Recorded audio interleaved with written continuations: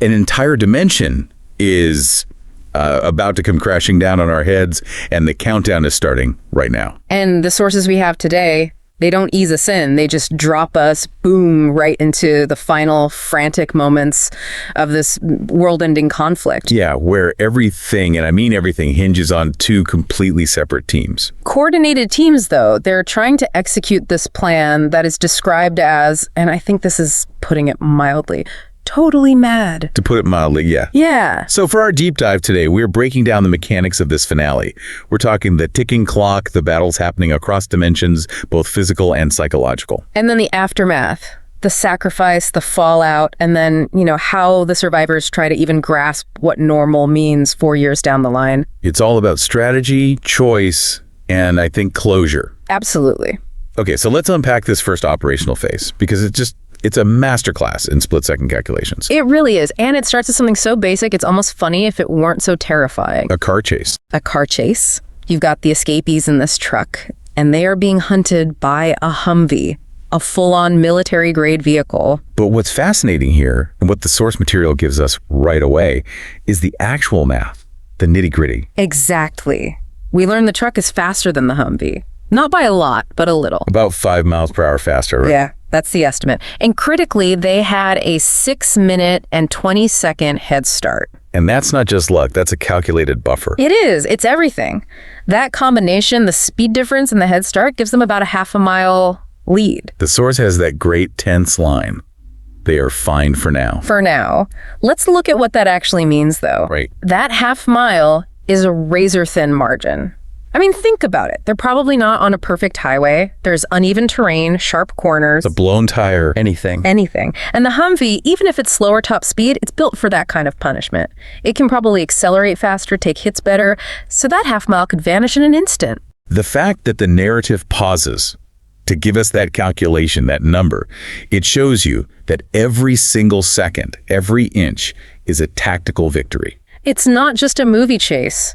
It's an engineering problem they're solving in real time. Which brings us to the second, and I'd argue much more dangerous, physical problem. The vertical race. Jim and the others, they're scaling this massive 500-foot tower. And they're not just climbing it, they're trying to plant C4 charges on the roof. And this isn't just demolition work, it's like dimensional demolition. Yeah, the instructions are incredibly specific and pretty ominous. They have to be careful not to blow up the Upside Down with us in it. What does that even mean? It implies they understand that they're on some kind of dimensional fault line. They're trying to use high explosives to destabilize an interdimensional boundary, which is, that's pushing the limits of physics, fictional or not. It's so complex. Yeah. If the C4 is too weak, it does nothing. The gateway stays open. But if it's too strong or in the wrong spot, the backlash could just suck the whole tower and them with it into that collapsing dimension. So they're not just blowing up a building. No, they're attempting, a dimensional castration. They need to be precise enough to sever the connection without causing a catastrophic collapse on their own position. The risk isn't just dying, it's being erased from reality. And while all this is happening, this terrifying climb and delicate bomb placement. The ultimate ticking clock is literally falling out of the sky. Yeah, the source describes it with this just unnerving image. A giant planet is descending upon our heads. And that's when the time limit shrinks to almost nothing. They realize the abyss itself, the fault line, is physically moving into their world. And the call comes through. The planet is so close that the time limit drops to 30 seconds. 30 seconds. That's nothing. That's a gut punch. It's designed to just eliminate all strategic thought. It forces pure reflex. And if that abyss hits the needle of the tower, the whole thing just collapses. Mission over. Physical front fails instantly. So the whole mission shifts. It's no longer about placing the C4 strategically, it's about timing. Exactly. They have to time the final blow on Henry, on Vecna, with the exact moment the tower is about to collapse anyway. Use the collapse as the final seal. It's a terrifying race between two clocks, one physical, one psychic. And they have to sync up perfectly. So let's switch dimensions now, because at the exact same time, you've got the other half of the mission, the psychological front. Il, Kali, and Max. They enter the mindscape. But there's this immediate correction, a clarification that just flips the whole paradigm of the fight on its head. Yeah, everyone assumes they're in Henry's mind, right? Yeah. To attack him there. And El just says simply, no, it's my mind. Wow. That one line. That might be the most profound strategic reversal in the whole story. Because they're not invading his consciousness? No. She's forcing him to fight on her turf. She's using her own psychic landscape, her memories, her history, her emotional architecture as the battleground. Which makes it intensely personal. She knows the terrain. But it's also incredibly dangerous, right? Every past vulnerability, every trauma is now a potential weapon he can use against them. He's not fighting a stranger, he's fighting his victim inside her own home. And that home is not exactly a straight path. Not at all. They describe trying to find Henry as navigating the source says a ton of memories. And there's no yellow brick road. No yellow brick road. And that's the critical part. They need a short way through this maze because, as we just established, time is almost out. That analogy, the yellow brick road, is really instructive. It means a clear, obvious path to your goal. But a mind, especially one as powerful and, frankly, as traumatized as Elle's, is a labyrinth. The source says everything connects, but there are long ways and there are short ways. So they can't afford to get lost in the memories. They have to treat her mind like a geographical map and find the most efficient route. It's pure high-stakes navigation. Kali and Max have to act as like psychic anchors while Elle uses her power to just breach the defenses. But even in this frantic life or death chase, we get these little glimpses. Yeah, these flashes of memory. Joyce's play, which was apparently ridiculous, hop sneaking a joint.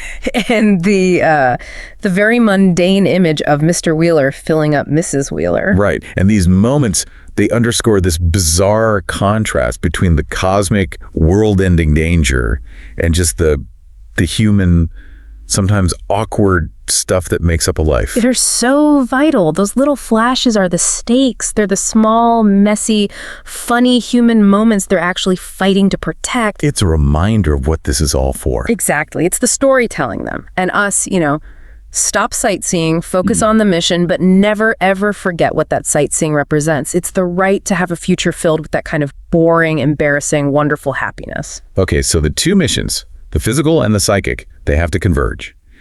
And it all comes down to a signal. A very primitive but precise signal. 2 slow knocks means the abyss has started to move. And 3 fast knocks. 3 fast knocks means then we strike. Or, kill Henry. The reliance on just knocks. It shows how limited their coordination is. They're cross dimensions relying on sound. Jim has to see the physical danger, the planet getting closer, and translate that into this simple binary signal for the psychic team. And when he gets that confirmation, the 30-second window is open, he gives the 3 knocks. It's the point of no return. It's total commitment. And for a second, just a brief, glorious second, it works. The report comes back, Elle got the bastard. And you can just feel the relief. The source highlights that reunion between Jim and Jane. Her saying, "You came back for me." That moment is so important. It lets everyone, including us, taste the victory they fought so hard for. It's that deep personal connection cutting through all the chaos. But it's brutally short-lived. It vanishes instantly.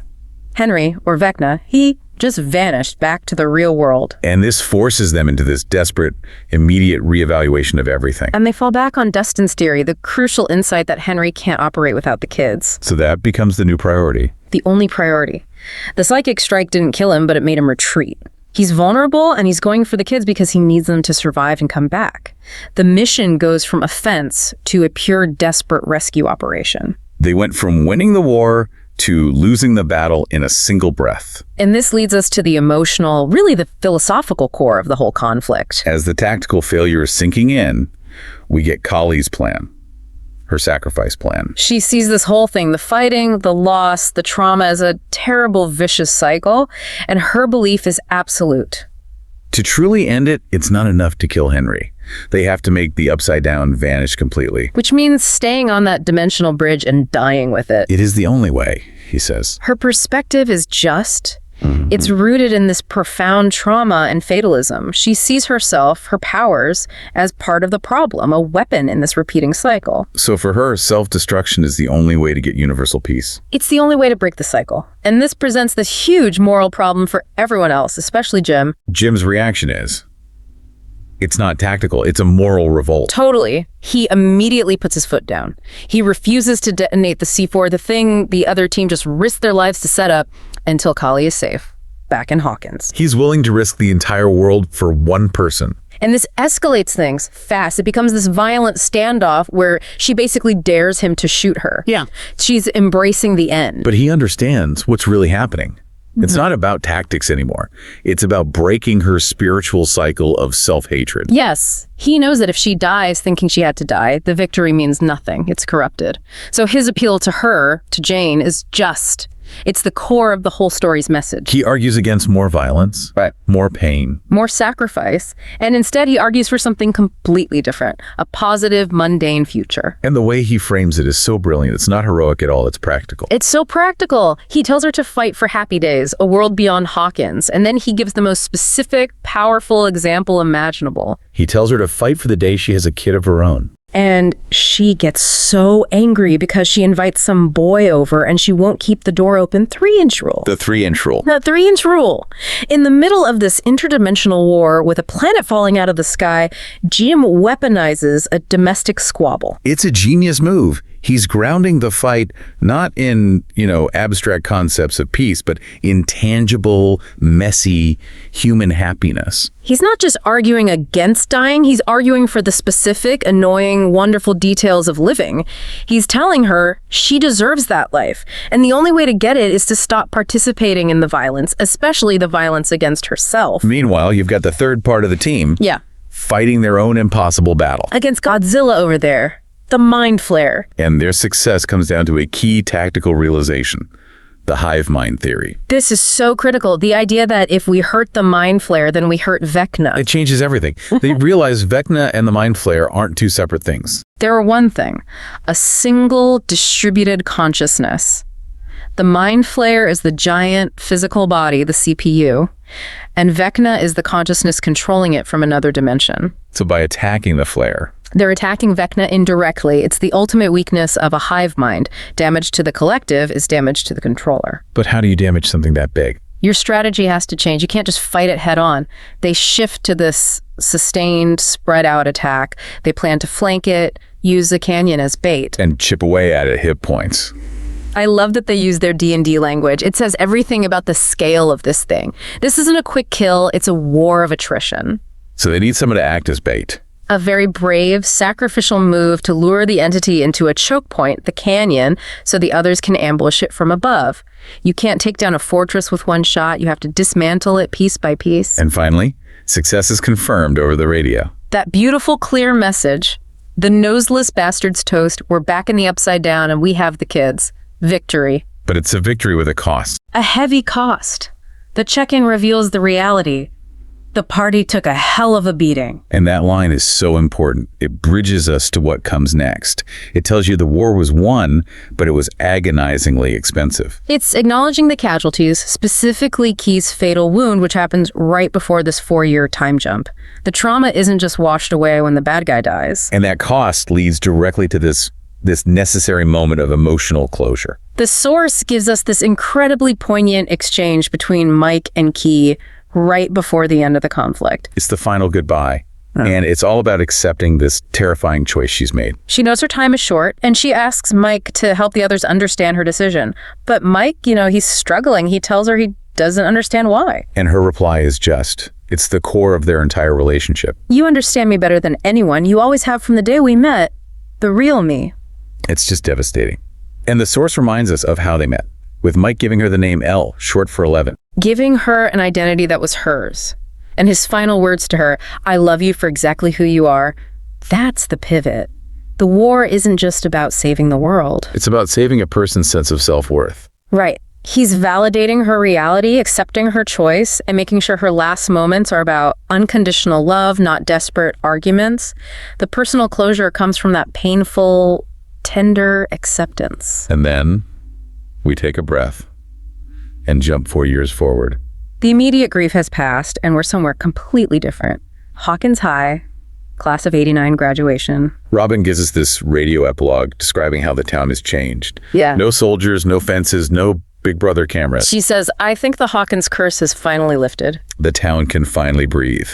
And the centerpiece of this new era is the valedictorian speech. By Dustin Henderson. And it's not a normal speech. It's this philosophical analysis of the last 6 years of trauma and change. He says he was pretty pissed off about losing his childhood, but then he realized something. There was a lot of bad, but also so much good, too. And he uses D&D to explain it. Of course he does. He breaks down chaotic good versus chaotic bad. Chaotic bad is easy. That's the monsters, the deaths, the literal planet falling on them. But chaotic good, that's the engine of necessary change. It's the energy that breaks down flawed, broken systems.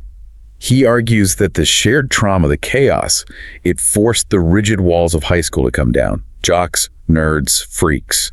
They had to work together. Before, the town was lawful neutral, strict separation.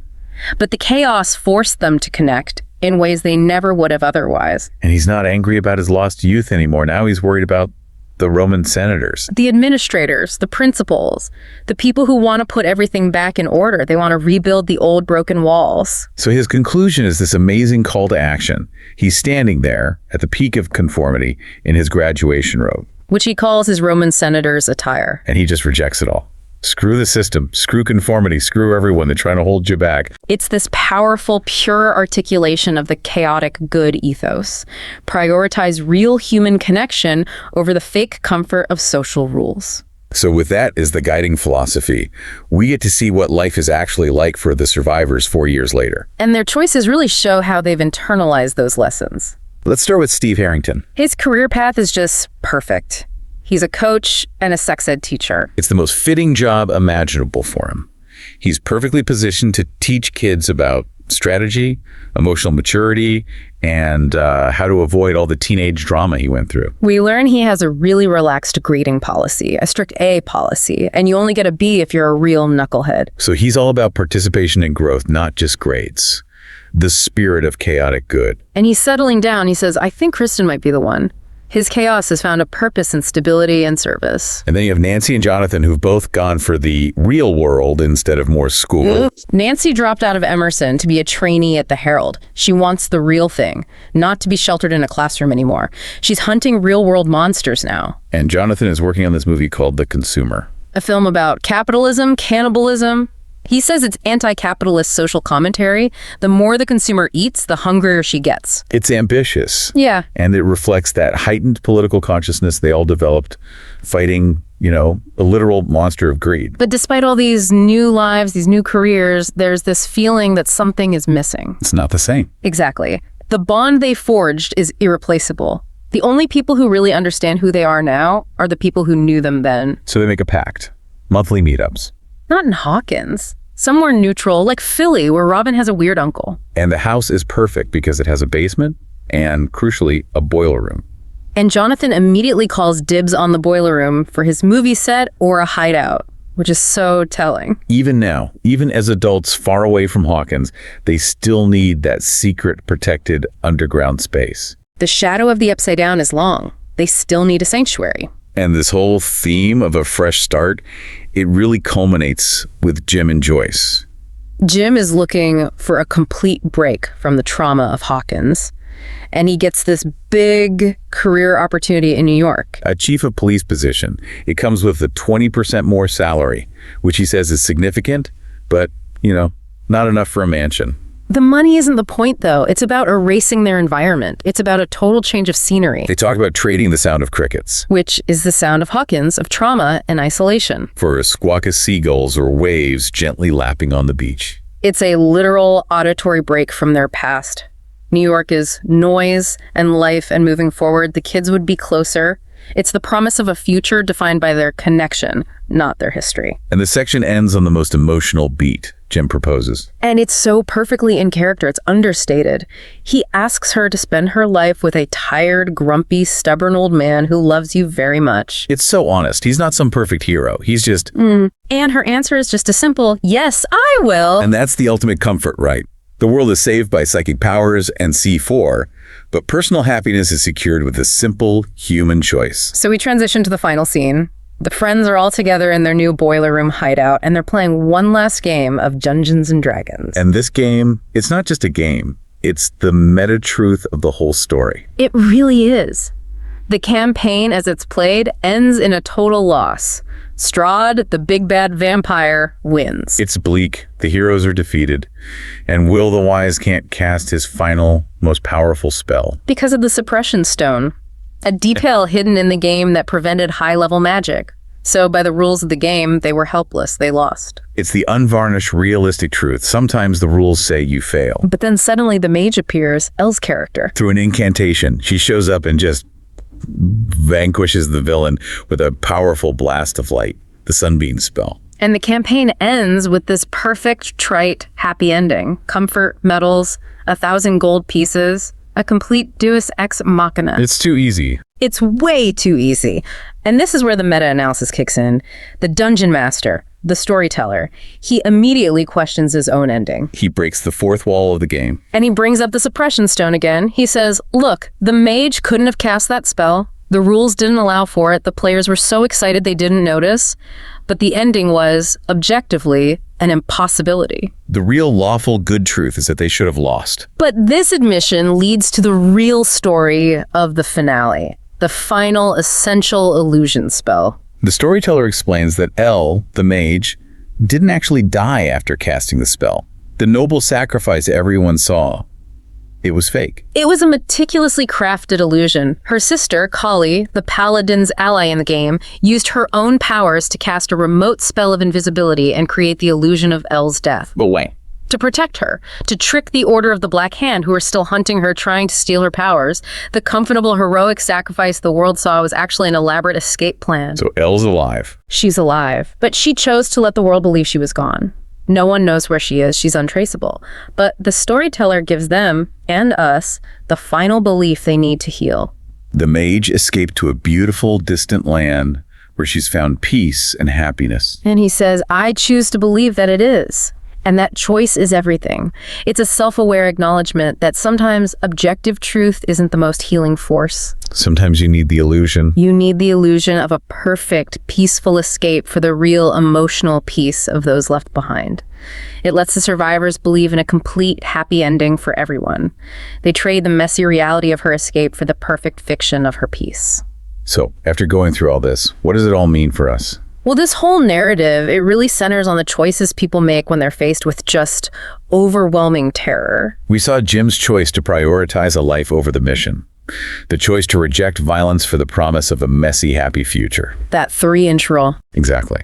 And Dustin's choice to embrace chaotic good as the only way to really heal a broken system. The knowledge here is that real victory isn't the big cosmic kill. It's finding a way to choose a future that's actually worth fighting for. But the question remains, when you can't have a clean ending, is the illusion of peace okay? Can we accept it, that perfect, distant escape for a loved one, if it lets us heal? It's a tough one. The friends, they're meeting in Philly every month. They're building new lives together, fighting for their happy days in the messy real world. But the one who made that peace possible, the mage, she's gone. Unreachable, living in this beautiful, distant land. Maybe. So I guess the final question for you is this. If you had to choose between fighting for happiness right here in the mess of reality or believing in a loved one's perfect distant escape, which choice gives you the most lasting comfort? Which one actually lets you live your life forward? It's the ultimate choice, isn't it? Between a messy reality and a perfect, necessary fiction. An entire dimension is about to come crashing down on our heads. In a moment of sheer desperation and calculated madness, a final stand was mounted against overwhelming odds. You have these makeshift teams going up against a literal apocalyptic threat. Forcing impossible sacrifices and concluding with a story so fantastic, it certainly had to be an illusion. That tension, that blend of precision and just absolute chaos, that's what really defines this whole confrontation. Yeah. We're talking about the failure of physics, the collapse of reality, and this final desperate attempt to anchor their world against an interdimensional collision. Okay, let's unpack this. For you listening, our mission today is to take a deep dive through this intense, multi-front, final confrontation for Hawkins. And we're going beyond just the summary here. We really want to get into the high-stakes strategy, the perilous logistics. And the crushing emotional costs. The source material is so detailed on that front. Exactly. Then we'll shift into the aftermath, the relief, the change, and that crucial, contested narrative that really redefines the ending. The Mage's Illusion. This is where I think the tactical analysis meets the psychology of survival. It is. The sources just plunge us right in. There's no slow buildup. The clock has already started ticking. And the very first calculation they make just confirms that the situation is, well, it's far worse than theoretical. We open with this absolute stark realization that the threat they've been studying for years is now physically manifesting. Right. We have to establish the scale of this danger. And the sources are shockingly clear about the physics involved. The threat is articulated as a giant planet, the abyss or the upside down, literally descending upon their heads. And the only piece of, I guess, good news in the whole scenario is that their theory was correct, which of course is also the worst news possible. Because a correct theory in this case means annihilation. Total annihilation. The forces at play are overwhelming. It suggests that if they don't stop Henry, the two dimensions won't just merge. They'll violently overlap. They'll rip the fabric of space and time and Hawkins completely apart. And there's just zero time for psychological adjustment. They go from confirmation to this immediate, cold, logistical calculation. Instantly. It's all about buying a few critical seconds that might make the difference between existence and oblivion. So the first thing they look at is this chase, right? Right. The documents give us this fascinating, almost absurdly clinical analysis of the pursuit. We're talking about a high-speed chase where every fraction of a second is critical. They're tracking the enemy's escape vehicle, which is, what, a powerful truck. Assumed to be a truck, yeah, against their own, which is probably a military-grade Humvee. And the margin is just so small. The estimate is that the enemy truck is only 5 miles per hour faster than their vehicle. Which is nothing. I mean, on a highway, that's barely a difference. But because the enemy got that 6-minute and 20-second head start, a precious 380 seconds. That tiny speed difference suddenly translates into a huge distance advantage. Exactly. That small edge over that 6+ minute window gave the enemy an additional half-mile of distance. This calculation confirms they are technically still in the race. But they aren't gaining ground. Not at all. They're just mitigating a loss. And that mathematical precision, it just underscores how close to the wire they're operating. And here's the key insight, and this comes directly from the emotional responses and the sources. Even with the math confirming they are fine for now, that reassurance is immediately gutted by the recognition that, quote, the real shot hasn't started yet. It's Erica, right? She curses, then justifies it by saying the situation demands it. Doesn't matter if it's intro to science. Yeah, that duality is perfect. The cold intellectual understanding of the math is just completely overwritten by the sheer terror of the emotional stakes. It says so much about the emotional maturity they've been forced into. They can grasp complex physics, but they know that knowledge just confirms how screwed they are. That temporary half-mile lead is just a delay button. It's a delay before the main event, the operation at the tower, which is the physical choke point for the entire dimensional collapse. So we pivot to the physical action. We have Jim, the chief, and his unnamed collaborator. Who he calls Bald Eagle. Right, Bald Eagle. They're the anchor team. Their mission is, well, it's monumental. Climb a 500-foot tower and place C4 that will, in theory, destroy the dimensional bridge. This is the operational crux. They have to plant the explosives precisely at the point of interdimensional stress, but the timing has to be flawless. And Jim's warning, don't want to blow the upside down with us in it, that's not dark humor. No, it's a necessary safety protocol. The plan requires them to detonate the charge after they escape, which means they have to coordinate their physical escape from the abyss with the defeat of Henry in the mindscape. They even have this communication protocol, a rhythm of knocks, designed for absolute efficiency under extreme stress. 2 slow knocks meant the abyss started to move, the kinetic confirmation. 3 fast knocks was the strike signal. Henry's down. But the tension is just overwhelming because the plan immediately hits a crisis point. The alignment crisis. This is where it all starts to go wrong. As they look up, they realize the abyss isn't just descending, it's moving laterally or accelerating in a way they didn't anticipate. So the tower needle, the precise point they calculated for the C4. It's not lining up with the rift anymore. The catastrophic risk is instantly clear. If the planet hits the needle, the tower is going down with them on it. Before they can even complete the mission. And this mechanical failure, it instantly shifts the entire burden of survival onto the other team. The Mindscape group. The urgency becomes so focused, the demand screams down the line, "We're gonna need help to stop this planet on the sooner side, please." And the deadline is just chillingly specific. 30 seconds. 30 seconds. That's the maximum time the tower can hold before the collision becomes irreversible. It's this razor-thin window for the Mindscape team to achieve the seemingly impossible.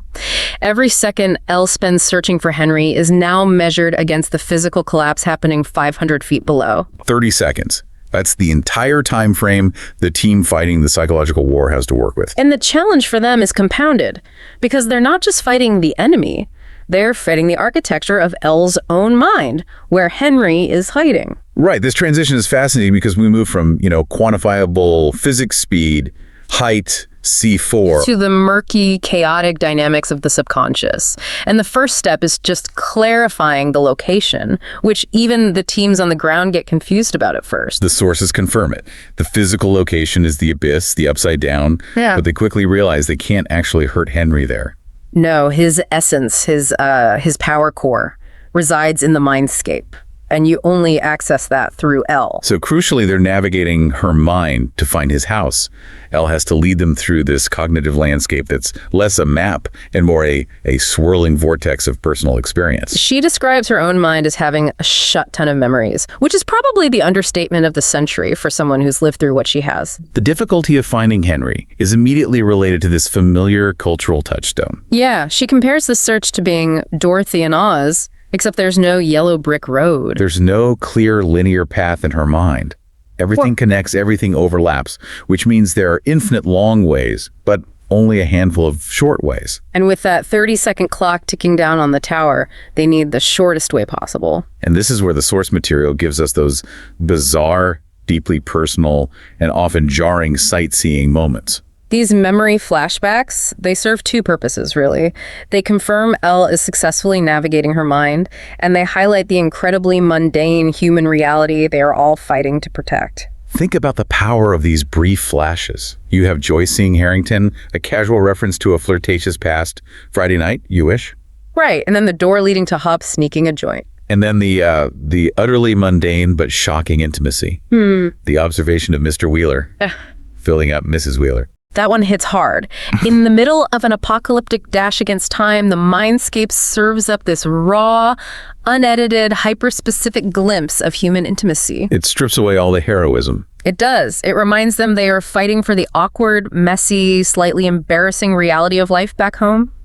These memories aren't distractions. They are the signposts of the life Elle is trying to hold on to and reclaim. So the clock is ticking, and their whole strategy for victory is based on a hypothesis. The hive mind theory. This is a massive tactical gamble. It relies on a concept they've learned from Dungeons & Dragons, but they're applying it to cosmological warfare. The core belief is simple. A decapitation strike. If Henry died, so did all his nasty little minions. The logic is that the entire ecosystem, the vines, the smaller monsters, the ambient threat, it's all a networked extension of Henry's consciousness. Kill the head, and the body collapses. It's a huge risk, though, if that theory is wrong. Then the whole operation is pointless, and the surviving team would be trapped in a collapsing dimension filled with monsters that can think for themselves. But the plan immediately evolves when they realize Henry is being protected. Exactly. They can't just hit Henry, they have to hit his external protector, this colossal entity they call the Mind Flayer, or Godzilla. Which shifts the objective from a surgical psychological strike to a desperate physical battle against the ultimate horror. And the strategy for dealing with Godzilla is, again, straight from their tabletop playbook. It shows how they apply this structured, game-based logic to cosmic horror. They plan to flank it on all sides and chip away at it points. A direct reference to D&D hit points. They need to lure it to a canyon to ambush it from above. And this is the moment where the personal cost just manifests right in the tactical discussion. The plan needs bait. And the inevitable question is posed, which one of us is bait?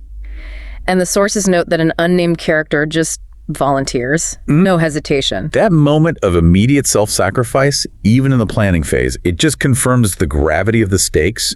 They were all willing to die for the group. And while the physical team is getting ready for their ambush, Elle is confronting Henry directly in his memory. She tries to use psychological warfare, trying to find a weakness, a fragment of the child he once was. Her appeal is incredibly powerful. She sees his fear, notes that he was just a kid when he first encountered the entity, a vessel who was manipulated. She's desperately trying to convince him to resist, to argue that the creature is controlling him. She's giving him an out, a moral path toward resistance or even redemption. But Henry rejects that entire premise. He does, and this transforms it from a fight against a monster to a fight against fundamental human evil. The horror is in his response. It has never controlled me, and I never controlled it. Don't you see, William? I could have resisted it, but I chose to join it. Wow. That denial. It's not a claim of autonomy from the monster, it's a claim of partnership with it. He willingly sought out the chaos and embraced the destruction. So there's no redeeming him. None. That one line confirms he is not a victim. He is the willing architect of the abyss. The only path left is total, final defeat. With Henry's conscious choice confirmed, and that 30-second clock rapidly approaching zero, we hit this nexus of emotional and physical crisis. The plans are collapsing, all of them, and it's demanding immediate, devastating sacrifices. The collapse of the tower plan means Key, who's 500 feet up with the C4 detonator, is now faced with an impossible choice. A choice magnified by the proximity of the dimensional collision. She's right there at ground zero. And she reveals her intention to detonate the C4, but she demands a promise from Jim first. And this isn't a request for rescue, it's a negotiation for her own death. Her request is so specific. I need you to promise me you won't pull me out, not until I'm sure he's dead. She understands the hive mind theory's implications. If she's alive, Henry might be alive, or the cycle will just continue. She is consciously choosing to sacrifice her life to ensure the mission succeeds. But Jim, he tries to pull her back. He tries to give her hope. His counterpromise is pragmatic, it's forward-looking. If by some miracle this plan actually works, we're getting the hell out of here. Doc K and her plans, that's a problem for another day. He's acknowledging the other threat, the human organization that created them, and trying to protect her from the aftermath, not just the monster. But Key refuses. She insists Jim has to leave first to ensure his safety, and then she forces his hand.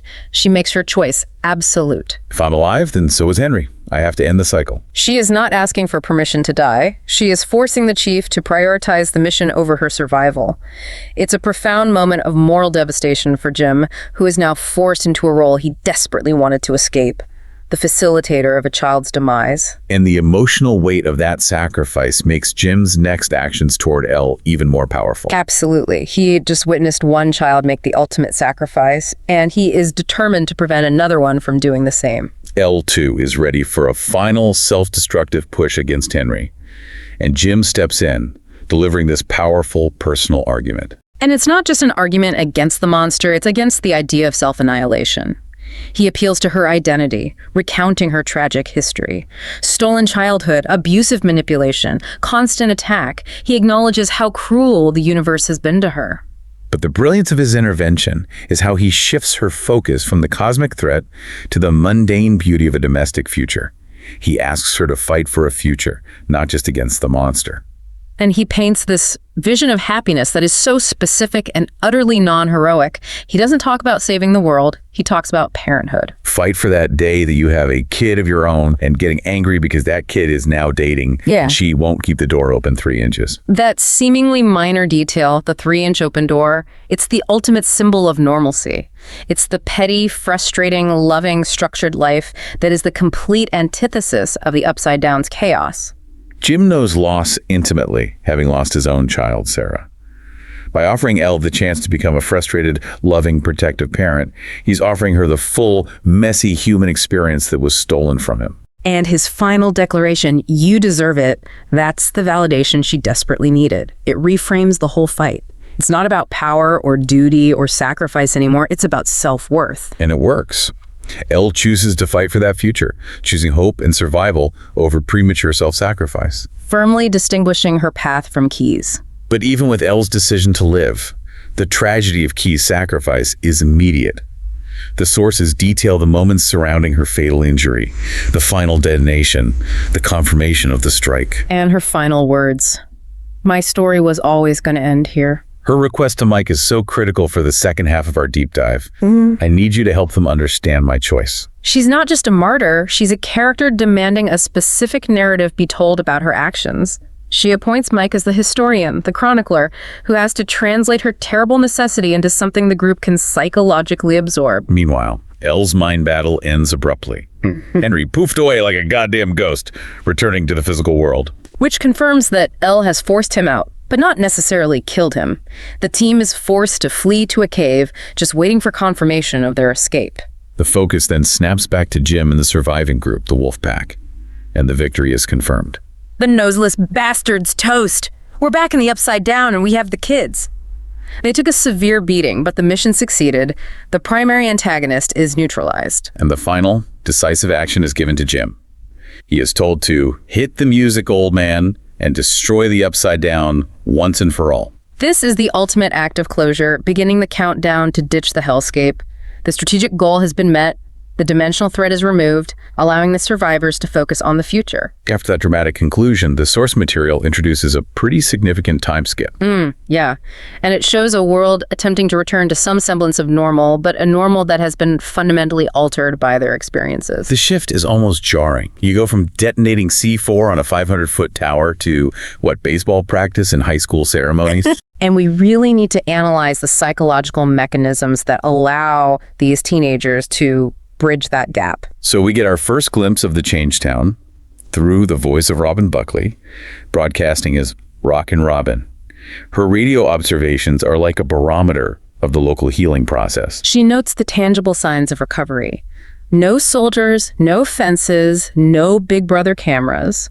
The whole governmental and militaristic presence that plagued them for so long is just gone. Life has reasserted itself. People are smiling, going to movies, enjoying Andy's new adventure. It's a symbol of safe, utterly mundane entertainment. But Robin quickly undercuts the idea that Hawkins is magically fixed. Her most insightful observation is psychological. Maybe it's me that's changed. We probably all have. Right. The trauma is internalized. The town might look normal, but the people who survived are permanently altered. They see the world differently, which makes their forced return to high school and conventional life the most difficult part of the healing process. And that sets the perfect stage for the graduation, which becomes this symbolic bridge between their chaotic past and their uncertain future. The Class of '89 graduation ceremony is meant to celebrate transition, but for Mike, it represents this deep, paralyzing guilt. We find him hiding, unable to participate. He feels the celebration is a lie. His distress stems entirely from Elle's implied sacrifice. He feels his lack of foresight, his stupid, childish fantasy plan of going to a place with 3 waterfalls, that image of escapism. He thinks it was inadequate. He blames himself for not providing a real plan, believing his failure led to her fate, and that guilt is just blocking his ability to transition into adulthood. And then Jim finds him. Jim, having secured his own future and having lived through unimaginable loss, delivers what is maybe the most critical piece of counsel in the entire aftermath. A philosophy of survival built on acceptance. He lays out the 2 roads with brutal honesty. The first road is the one Jim himself walked for years.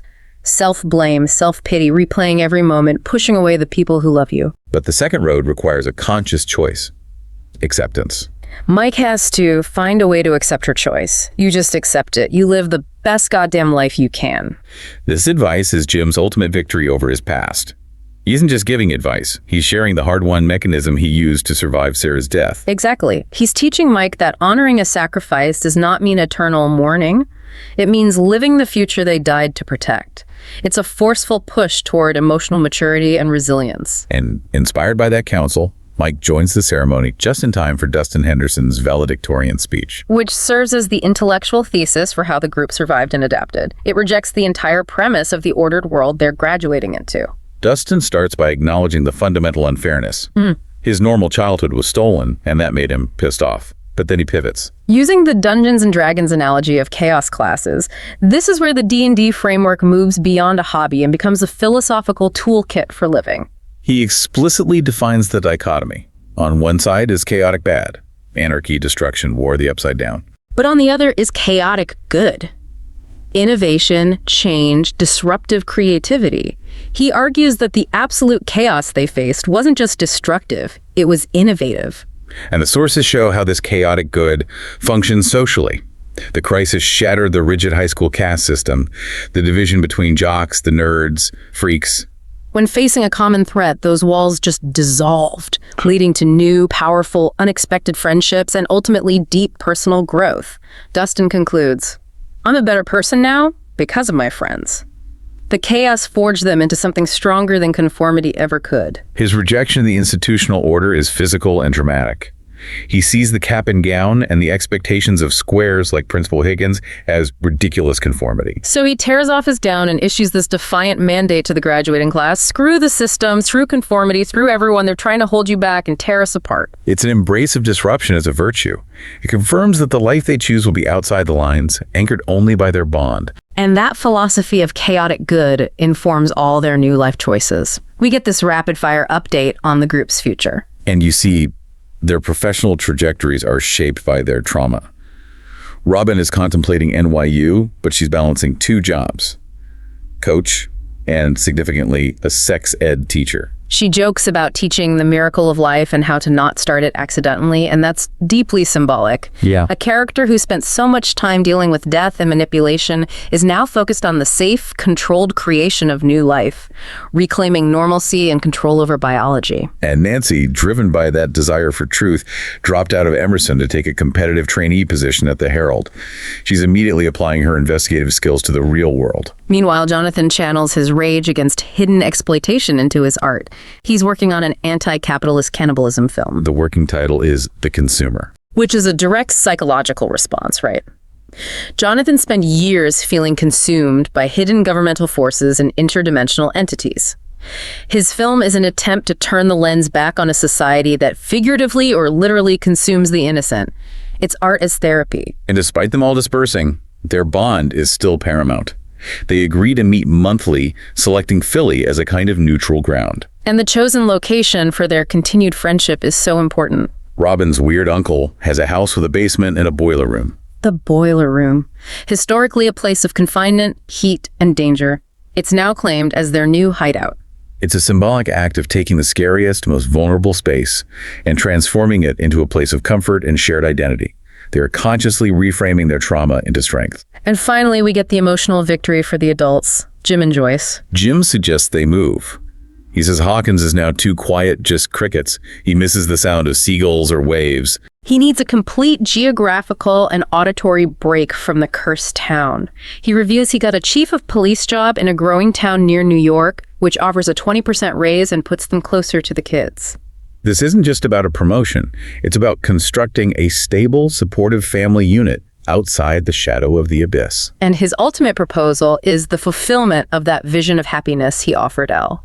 He asks Joyce to spend the rest of her life with a tired, grumpy, stubborn old man who loves you very much. She accepts, and that signifies the final emotional resolution that stability and love are possible even after years of shared trauma. We've established the tactical victory and the emotional recovery, but for the group to truly move on, they require closure for the sacrifices made, especially Elle's. And this brings us to the final necessary narrative choice, the mage's illusion. This entire analytical section is built upon the framework of their final D&D campaign, which served as a direct metaphor for their real-life battle. It provides the mechanism for healing their collective grief. The game starts by mirroring their battle with just crushing accuracy. The heroes are cornered by Stravan Zarevich, the villain, and they're trapped by a suppression stone. Which means all magic is negated. It's a perfect allegory for the moments when Elle's powers failed or were blocked. The moment of defeat is grim. The sorcerer, well, he can't cast his powerful spell. He just says, "No magic, we lost." This initial defeat mirrors the bleak reality of their confrontation, that even their greatest weapon can be neutralized. But then Dustin, the paladin, the champion of chaotic good, remembers the final desperate appeal, the incantation to summon the Mage of St. Morovia, the metagame representation of Elle. The incantation is a call to hope and promise. Mage, arise and end our fall from darkened paths and secret steep. Come forth and help your promise keep. It's an appeal not just to magic, but to the core concept of their friendship, that she promised to protect them. Initially, nothing happens, but then a purple light signals a portal and the mage appears. She casts the powerful sunbeam spell, incinerates Stravan Zarevich. The heroes are instantly awarded prosperity, comfort, and gold. It's the perfect, saccharine, happy ending. And immediately, Mike, the storyteller, is accused of being trite for this forced resolution. It's too neat, too conventional for their lives. But Mike's acceptance of this accusation is the signal that he's playing a deeper narrative game. The flaw in the ending is the key to the truth. Mike, who's burdened with Key's final request to help the others understand her choice, points out the devastating paradox in the D&D conclusion that everyone missed in their relief. The paradox is simple physics, or, well, simple magic rules. How did the mage cast the powerful Sunbeam Skull when the Suppression Stone was active and fully functional? The rules of the game were violated. The happy ending was, by definition, a lie. It was an illusion. And Mike uses this realization to reveal the real story, the narrative he has constructed to allow himself and his friends to process the trauma and sacrifice. And this story centers on two pivotal yet hopeful acts. First, he accepts the bleak reality. The mage, Elle, did expend the last of her energy and vanish. She was unable to cast the spell herself. But second, he posits that her sister, Kali, a reference to another critical character, heard the paladin's desperate pleas from afar and had a change of heart. She decided to intervene one last time. And this intervention wasn't just to save them from the monster. The sources emphasize the political danger. The sisters devised a plan to protect the mage from the Order of the Black Hand. The D&D allegory for Doc K and her plans, the sinister human organization that wants to recapture and exploit Elle's powers. Exactly. The danger wasn't just Vecna, it was the people who created him. This adds a critical external urgency to the illusion. So to protect Elle from these human pursuers, Kali, who was safe from the Suppression Stone, cast two spells remotely. The first was an invisibility spell, allowing the mage to escape without detection. The second was the illusion spell, making the heroes believe the mage had died in a blaze of glory, a necessary public performance of sacrifice. This is such a profound moment of psychological recovery. The illusion transforms Elle's vanishing act from a tragic, forced death, which Mike could never accept, into a deliberate, heroic escape. The illusion's result is peace. The mage is now safe from danger in a beautiful, distant land where she finally finds happiness. A concept Jim championed earlier. The lie allows Elle, and therefore Elle's memory, to achieve the ultimate normalcy denied to her in Hawkins. The true power of the mage's illusion is that it is a theory that the survivors, led by Mike as the chronicler, actively choose to believe. Yes. They acknowledge the bleak probability of reality, but they prioritize the necessity of hope. It's the application of Dustin's chaotic good philosophy to their grief, refusing the oppressive, bleak narrative of tragedy and inventing a new, comforting truth that allows them to live the best lives they can, free from the crushing weight of their friends' martyrdom. The illusion is their final, most potent act of magic. They chose fantasy over a bleak truth, accepting comfort and happiness without feeling like they betrayed the memory of their friend. So, what does this all mean for you, the listener? This deep dive into the final confrontation for Hawkins really reveals a necessary duality for survival. Victory wasn't just achieved through the tactical necessity of physical violence, the C4, the flanking of the Mind Flayer, but through the psychological necessity of hope, which is represented by the mage's illusion. The lesson is clear. Sometimes, defeating the enemy is the easy part. The real challenge is creating a narrative, a functional, sustainable belief that allows the survivors to truly move on. They needed to destroy the dimension, but they needed the illusion to rebuild their lives and maintain their sanity. We see that clear connection between Dustin's philosophy of chaotic good and the mage's illusion. Chaotic good is the refusal to accept oppressive order, and the mage's illusion is the application of that refusal to an unbearable loss. It's innovating a new reality when the old one is just too painful to inhabit. So if creating a beautiful, comforting lie, a narrative of peace and escape, rather than brutal sacrifice, allows those you love to be happy and safe from the next cycle of pain, is that not the most powerful magic of all?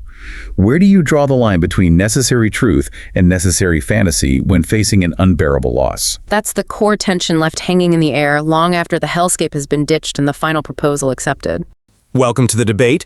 Today, we're diving into one of the most intellectually compelling puzzles presented by the source material. We're looking at the conclusion of that final agonizing confrontation against Henry, the entity, also known as Vecna or the Black Thing. Specifically, we're focused on the immediate aftermath of that battle and the profound narrative ambiguity around the survival of Elle, or Jane, and the sacrifice of Key, or Callie. Exactly. And the core question we're facing here is fundamentally about truth and storytelling. To what extent should that concluding, allegorical narrative, that very intricate Dungeons & Dragons campaign epilogue, be interpreted as the definitive, functional truth? Does it, recontextualize the brutal literal events of sacrifice and survival that happened right before it? Is the emotional truth the myth provides more consequential than the empirical fact? I approach this from a very clear standpoint. For me, the literal physical events, Key's sacrifice, El's survival, and the verified destruction of the threat, all of that constitutes the primary objective truth presented in the material. This physical reality is the foundation. It's what the characters build their lives on afterward. And I come at this differently. I would argue that the symbolic narrative of the D&D campaign offers a necessary, deeper truth. It's a strategically crafted myth, really, designed by the survivors themselves to provide psychological and maybe even physical protection from what they understand is a continuing cyclical threat. The myth is a defensive mechanism. Okay, so let's lay the groundwork for the literal truth. The evidence is immediate, it's visceral, and it is anchored in Key's agency. Her death is established with such undeniable raw emotional weight. When she speaks to Mike, she is utterly clear. She says, "My story was always going to end here." I mean, that is a final declaration. She wasn't preparing some kind of trick. She was accepting her mortality. And crucially, she begs Mike, help them understand my choice. Her choice was sacrifice, not misdirection. That moment is, it's absolutely heartbreaking, and I acknowledge the profound emotional finality in her voice. But what does that finality actually achieve? It achieves definitive closure. Mike later confirms the gravity and the success of her action when he tells Will Al made her choice. Now it's time for you to make yours. That line confirms Key's action as a completed, final, physical choice that paved the way for victory. And beyond that, the material confirms the physical threat is eliminated. The chief reports that Henry, the noseless bastard, is toast. The physical threat is gone, and the explicit instruction, destroy the Upside Down once and for all, is presented as successful. We see the characters moving on, achieving wealth and honor. I see why you think that. I do. But I would argue that perceived physical closure is precisely the narrative trap that the adult world tries to impose. The D&D ending, however, reveals a vital conceptual truth, one that's necessary for the children's long-term survival. Elle, the mage, didn't just physically survive. Her successful transition back to normalcy was secured by a protective narrative, an illusion orchestrated by her sister, Key. But if the threat is toast, why does Elle need protection from physical survival? Because the story itself suggests the events were too cruel and inherently cyclical. We have Henry's explicit statement to Elle that the conflict they're locked in is a terrible, vicious cycle. The true storytellers here, the children who lived through this trauma, they understood that empirical victory just wasn't enough. They required a new, protective truth, a kind of foundational myth to truly break that pattern of endless confrontation. The D&D epilogue states plainly that Key, the sister, devised a plan to protect Elle from the Order of the Black Hand, who remained hell-bent on stealing her powers. That illusion is necessary to allow Elle to find peace in a beautiful land somewhere far away, safe from the perpetual conflict. This brings us directly to the interpretation of Mike's role, because Mike is the one who delivers the allegorical ending, and his closing remarks, for me, completely undercut its factual weight. He explicitly states that the entire illusion theory is, quote, just a theory, right? He follows that by admitting he simply chooses to believe it. I believe. I read that as a clear confession that the narrative is pure, necessary wish fulfillment. It's a love-in fabrication, absolutely, but one meant to provide psychological comfort to a group grappling with immense loss, with the trauma of Key's literal death. Mike doesn't just choose to believe for simple comfort. His belief is an active, functional intervention. We know he is uniquely connected to Eltrue. You understand me better than anyone. You always have. And his role as the dungeon master puts him in a position of narrative power. Narrative power to create comforting lies, yes. No, I think it's more than that. His crafting of this final, hidden story is a deliberate act of psychological healing and closure. You could almost call it reality engineering. The material acknowledges that they, as friends, have the power to influence their own destiny through shared belief. This is a spell cast in the real world to enable the happy days on the other side that Jim promised Elle. By manufacturing a context where Elle is hidden and safe, Mike gives her permission to stop fighting. It becomes functionally true because it enables a verifiable, peaceful future for the hero. But functional truth requires ignoring the concrete evidence of his own admission. He doesn't say, this is the real truth, but we can never tell anyone. He says, I choose to believe. That's the language of faith overcoming fact.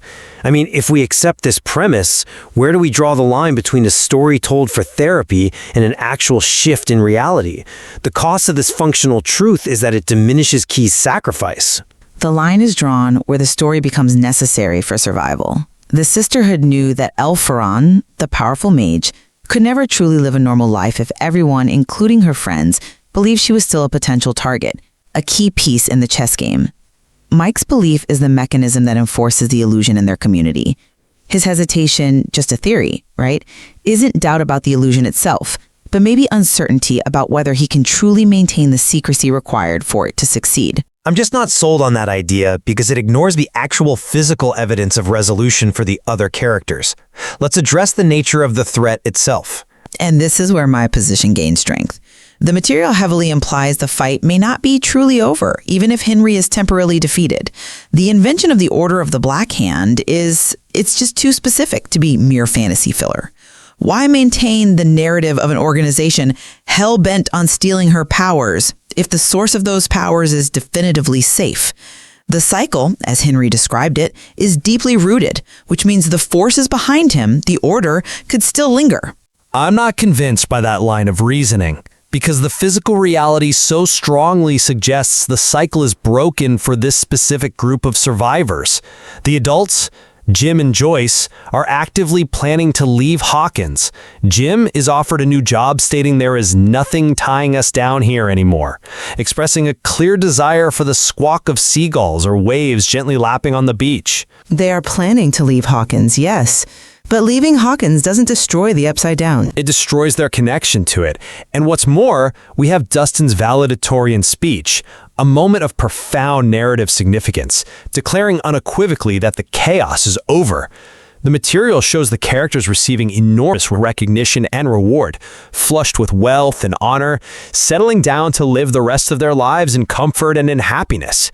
If the threat still lingered, if Elle was truly in hiding via some illusion, these grand public declarations of victory and closure would be impossible, or at the very least incredibly reckless. Reckless, perhaps, but strategically necessary for the illusion to hold. Dustin's speech, Jim's plans, these are the public face of the protective myth. They are the social constructs that allow Elle to vanish into the normalcy she deserves.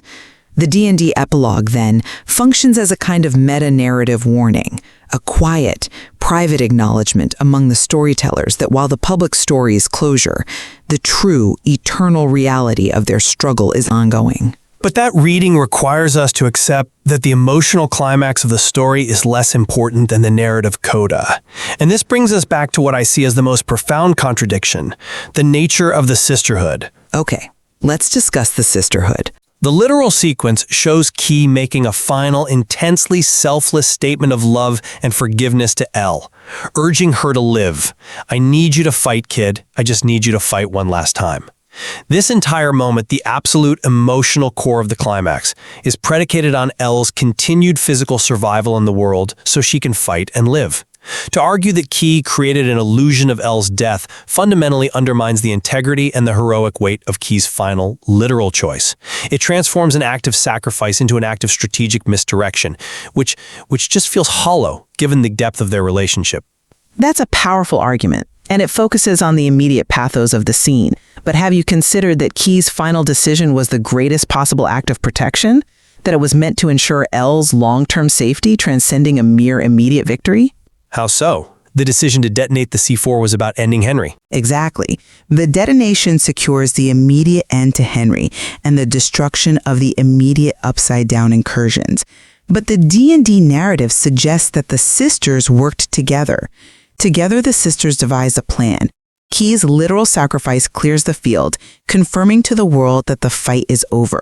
The narrative setup then ensures Elle, the mage, finds a safe, hidden place no one will ever know, far from the continuing threat of the Order. Her mortality ensured Henry's destruction, yes, but her cunning ensured Elle's genuine freedom, fulfilling that wish for a life beyond Hawkins that Jim articulated so clearly. But if the real story is that Elle vanished via illusion, then her survival isn't a consequence of Key's sacrifice, it's the result of Key's strategic maneuvering, her trickery. The choice presented in the physical reality was life or death. If I'm alive, then so is Henry. I have to end the cycle. That is a choice rooted in mortality, not in narrative legerdemain. The literal sacrifice is the foundation of their new life. But the literal sacrifice is the foundation for the illusion. Key gives her life to make the illusion plausible. The world sees the sacrifice, believes the mage is broken, and moves on. Elle then vanishes, protected by a lie that becomes more valuable than the truth. Mike acknowledges this tension. The literal death of Key is the painful public fact, but the illusionary escape of Elle is the necessary private truth that enables her life after trauma. It's an ethical choice made by the surviving storytellers to prioritize Elle's well-being over narrative neatness. That requires a massive suspension of belief regarding the textual evidence we have for physical success and closure. It requires intellectual rigor in prioritizing the allegorical frame over the physical frame, precisely because the allegorical frame addresses the cyclical trauma that the physical frame simply cannot resolve. Ultimately, I maintain that the true ending rests on the painful, literal events. Key's sacrifice was real, and it provided the definitive physical end to Henry and the upside down for the community of Hawkins. The story of the illusionary death is a loving, necessary myth designed purely to ease the transition back to the mundane for her friends. The facts of the material confirm the success and the closure of the conflict, allowing the party to live out their lives in comfort and in happiness. The empirical truth is the bedrock. And I remain convinced that we are invited to look deeper than just the events reported by the chief of police or the valedictorian. The D&D allegory provides a vital symbolic layer of truth, a protective myth that allows the main hero, Elle, to genuinely move on and find peace, acknowledging the cyclical and continuing nature of the threat, represented by the Order of the Black Hand. When we consider the narrative purpose, the functional truth of the illusionary escape is profoundly more important and more lasting than the immediate bloody empirical event. What we've established, then, is a deep and fascinating tension. Both perspectives are anchored in evidence, and they illustrate how powerful narratives can simultaneously describe and redefine reality for those who live through it. Whether they are moving on because the threat is truly gone, or because they have successfully manufactured a protective secret, well, the resolution is dependent on interpretation. Absolutely. And there is certainly more to explore in how these characters, especially Elle, navigate their complex new realities, whether hidden away from the world or simply settling into a peaceful, hard-won existence right there in plain sight. If you enjoy this video, please like, share, subscribe and hit the bell to the later update from my channel. Thank you for watching till the end and see you in the next video.